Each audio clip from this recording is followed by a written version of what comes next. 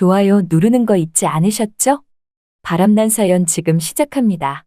가끔 이렇게 저 또한 사연을 듣다 보면 저와 비슷한 상황들이 정말 많더라고요. 그래서 저 또한 사연을 올릴까 말까 고민이 됐지만 그래도 한번 사연을 올려볼까 해서 이렇게 사연을 남기게 됐어요. 안녕하세요. 저는 50대 중반의 주부랍니다. 얼마 전까지 일하던 남편이 회사 사정이 어려워져서 내쫓기다시피 해서 남편은 하루아침에 실업자 신세가 되었고 그로 인하여 우리 집 가세는 점점 기울어져 가게 되었죠. 가뜩이나 큰애 결혼한다고 그동안 모은 돈 있는 돈 다 털어서 시집 보냈더니 아주 집구석엔 쌀 한 톨조차 아쉬운 형편이 되었답니다. 그러니까 이 와중에 뭐 어쩌겠어요? 남편은 이왕 잘린 김에 그냥 훅 쉰다고 하지. 그렇다고 우리 집은 쉴 형편은 못 되지. 저라도 나가서 일해야죠 뭐. 하지만 평생 살림만 하던 아줌마가 뭐 제대로 할 일이나 있겠나요? 게다가 나이는 50대 중반이니 써주는 곳도 마땅히 없었답니다. 기껏해야 식당 같은 곳에서 써준다고는 하지만 그조차도 요새 많이 없더라고요. 왜냐면 다들 아시다시피 사정이 안 좋으니까요. 그래서 여기저기 알아보던 결과 파출부 일이 보이길래 전화를 걸어보니 거기는 파출부를 알선하는 곳이고 매일 전화가 오면 일당 받고 파출부 일을 보내주는 곳이었죠. 저는 그리하여 우선 파출부 일이라도 시작하게 되었네요. 그래도 다행히 일은 있더라고요. 한 일주일은 그렇게 파출부 일을 하며 수수료 떼고 일당을 받긴 했지만 이조차도 요새는 어려운 건지 이상하게 언제부턴가 1, 2순위 일가라고 전화가 안 오지 뭐예요? 파출부 일을 알선하는 곳에서조차도 전화가 안 오니 난감해서 제가 전화를 해봤어요. 요새 통 일가라고 전화가 안 와서 그러는데 일이 없는 거냐고 물으니 그렇다면서 요새 일이 마땅히 없다며 나중에 일이 들어오면 다시 연락 준다고 하지 뭐예요. 그 말을 들으니 한숨이 나오더라고요. 그 일이 있고 며칠 뒤 아침 일찍부터 전화가 걸려오길래 받아보니 파출부 일을 알선해주는 곳이었죠. 저보고 일 있다고 하면서 오늘 괜찮겠냐고 하길래 저는 당연하다며 그동안 쉬었으니까 일한다고 말하니 그쪽에서 하는 말이 이번에는 평범한 파출부 일은 아니고 공사판에서 잡일을 좀 하는 건데 어떠냐고 하더라고요. 그래서 전 그 일이 어떤 일이냐고 물어보니 공사판에 가면 아줌마들도 몇 있다면서 여기저기 공사판에 돌아다니며 쓰레기나 치워주고 잡일이나 하는 거라면서 크게 어려운 것 없다고 하지 뭐예요. 그 말을 들으니 고민이 됐어요. 왜냐면 그런 일은 정말 한 번도 안 해봤고 공사판은 남자들만 가는 곳인데 50대 중반 아줌마인 내가 그런 곳에서 과연 일이나 할 수 있을까 걱정이 됐죠. 하지만 뭐 어쩌겠어요? 일당은 받고 싶고 우선 알았다고 했답니다. 그리하여 알선해준 곳에서 알려준 공사장으로 향했는데 아파트 신축 공사장 같더라고요. 정말 공사 규모가 크지 뭐예요. 게다가 날씨는 겨울이라 왜 이렇게 추운지 정말 일이나 잘할 수 있을까 고민이 됐답니다. 그러는 와중에 한쪽에서 드럼통에 강목을 넣고 불을 떼니 사람들이 모여서 불을 쬐길래 저도 그곳에 가서 몸 좀 녹였어요. 그렇게 몸을 녹이며 주위를 둘러보니 다른 아줌마들이 몇 보이더라고요. 그런데 저 아줌마들 어쩌니 텃세를 부리던지 저보고 공사판 초짜라며 눈치를 주지 뭐예요? 같은 아줌마들이라서 좀 친하게 지낼 수 있을까 했는데 눈치를 주니 정말 기분이 잡쳤답니다. 그러던 중 어느덧 일이 시작됐고 저는 공사판 잡이를 하기 시작했어요. 그렇게 이것저것 지저분한 것 치우며 일을 하고 있는데 먼지가 정말 말도 못하더라고요. 마스크 안 썼으면 일도 못할 지경이었죠. 얼마나 일했을까요? 허기가 밀려오지 뭐예요. 시간을 보니 점심시간이었죠. 배고픔에 저도 한바식당으로 향했어요.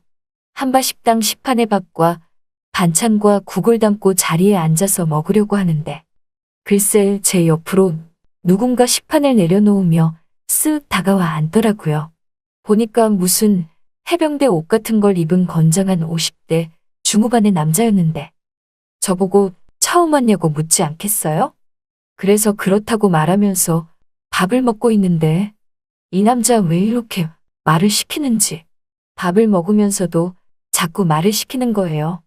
그러면서 오후에는 자기 쪽에 와서 일을 거두라고 하지 뭐예요. 저는 그 말에 여기 반장님이 저보고 하던 쪽 일 마무리 지으라고 했다고 말하니까 자기가 그 반장보다 더 못하나 뭐래나 그러면서 자기 쪽 일 거두는 게 더 쉬울 거라며 그 반장이 한 말은 자기가 다 책임을 진다고 했답니다. 그러냐며 저는 그렇게 하여 점심을 먹고 그 사람이 말한 곳으로 향하여 일을 시작했어요. 근데 이곳은 다른 곳과 좀 떨어져 있어서 그런지 다른 아줌마들도 잘 안 보이고 좀 그렇더라고요. 그런데 그 아저씨가 저보고 고층으로 올라가서 같이 작업하자고 하기에 알았다며 따라 올라갔는데 아니 이곳엔 정말 사람이 더 없지 뭐예요? 일하는 사람이 우리 둘뿐이었어요. 그리곤 제게 일을 시키는가 싶더니 갑자기 이것저것 말을 시키더라고요. 뭔 아이는 얼마나 먹었냐고 물어보고 어디 사냐고 물어보고 등등 별의별 걸 다 물어보지 뭐예요. 호구조사 하는 줄 알았답니다. 그래서 그건 왜 물어보냐고 물으니 내가 마음에 든다며 대놓고 말하지 않겠어요? 그러면서 하는 말이 요새 일 구하기 어려울 텐데 내일도 나오라며 자기가 마음에 드는 사람은 내일도 모레도 계속 쓸 수 있다고 하는데 순간 뭔가 솔깃했어요. 왜냐면 여기서 오늘 하루 일해도 내일은 다른 일 찾아야 하는데 이 사람이 나를 써준다고 하니까 뭔가 안심이 된다고 할까? 그런 느낌이 들었거든요. 그러면서 그 사람이 하는 말이 끝나고 잠깐 남으라고 했답니다. 어느덧 일이 끝났고 저는 먼지를 털며 그 사람에게 다가가니 오늘 하루 수고했다면서 자기랑 삼겹살이나 먹으러 가자고 하지 뭐예요. 먼지를 들이마셨으면 삼겹살을 먹어야 한다고 하길래 저는 안 간다고 말하려는 순간 걱정 말라며 삼겹살은 자기가 쏜다고 했답니다. 솔직히 마기를 해서 그런지 배도 고팠거든요. 그리고 뭐 다 늙어가는 처지에 남자든 아저씨든 할아버지든 간에 나에게 고기를 사준다는데 마다할 이유가 없었죠. 전 좋다며 그 남자를 따라 나섰어요. 그렇게 조촐한 대포집 같은 곳에서 우리는 마주보고 앉아서 삼겹살에 소주를 마셨답니다. 사실 집에서도 술 한 잔 안 마시는 저지만 오늘따라 왜 이렇게 소주가 마시고 싶은지 그래서 저도 술 한 잔 달라고 해서 받아 마시고 또 한 잔 달라고 해서 받아 마시고 이렇게 받아 마시니 금세 취하게 되었답니다. 얼마나 많이 마신 건지 집에 갈 수조차도 없더라고요. 너무 비틀비틀 거렸거든요. 그때 그 남자가 저보고 집이 어디냐며 택시를 태워준다고 하는데 저는 택시비가 아까워서 아니라며 버스 타고 간다고 하니까 그 남자가 갑자기 제게 가까이 다가와서 부축을 하며 꼭 어디로 저를 데려가는 것 같더라고요. 이 다음 코스는 뭐 대충 짐작이 가실 거라 믿어요. 저는 속으로 안 당한다며 어디 한번 가봐라 생각하고 있었는데 그런데 갑자기 이 남자가 택시 승강장 쪽에 저를 세워두고서 제게 택시비 10,000원을 쥐어주며 택시 타고 가라고 했답니다. 그 모습의 순간 어찌나 신사다워 보이던지 보기엔 노가다꾼일지 몰라도 마음은 참 신사답더라고요. 그렇게 그 남자와 헤어지고 집에 와서 내일을 위해 잠을 청하는데 자꾸 그 남자 생각이 났어요. 남편은 옆에 누워서 자고 있지만 자꾸 그 남자 생각이 났죠. 뭔가 사내답고 나를 챙겨주는 모습이 솔직히 남편보다 낫다는 생각이 들었거든요. 그래서 그런가 다음 날에는 어제와는 다르게 그 남자를 의식하며 일을 하게 되더라고요. 그리고 그 남자 옆에서 자연스럽게 함께 점심을 먹고 함께 얘기를 나누며 일을 하는 게 마냥 즐거웠답니다. 그리고 언제나 일이 끝나면 단둘이 삼겹살에 소주를 마셨어요. 물론 삼겹살은 그 남자가 꼭 샀죠. 그렇게 그 남자와 같이 있는 시간이 늘어나고 그 남자와 늘 함께 일하다 보니 점점 정이 더 들었어요. 어느덧 일주일이라는 시간이 흘렀고 저는 저도 모르게 그 남자를 좋아하게 된 것이죠. 참 주책 맞죠? 하지만 제 마음을 속일 수 없었죠.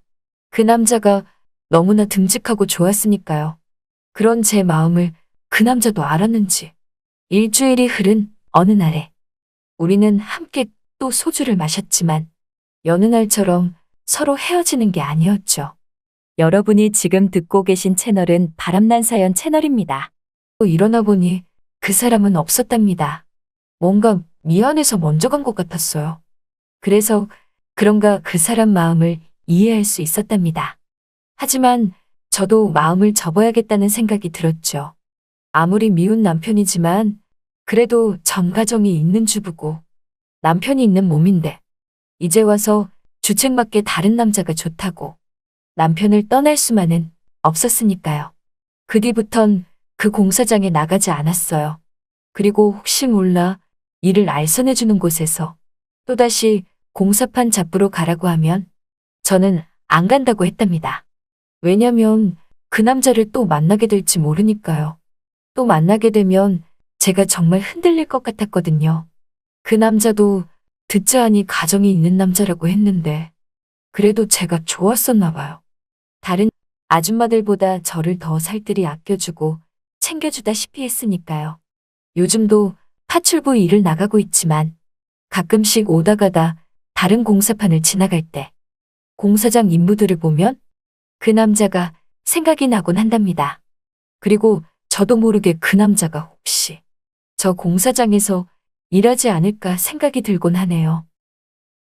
아무튼 막리라는 노동자의 이미지를 멋지게 바꿔준 정말 괜찮은 남자였답니다. 지금 다시 그 사람을 만난다고 하면 저 충분히 흔들릴 것 같아요. 그만큼 괜찮은 사람이었으니까요. 어딘가에서 분명 좋은 남편으로 잘 살리라 생각한답니다. 하지만 한 번쯤 다시 꼭 만나고 싶은 마음은 숨길 수가 없네요. 잘 들으셨나요? 오늘의 바람난 사연은 여기까지입니다.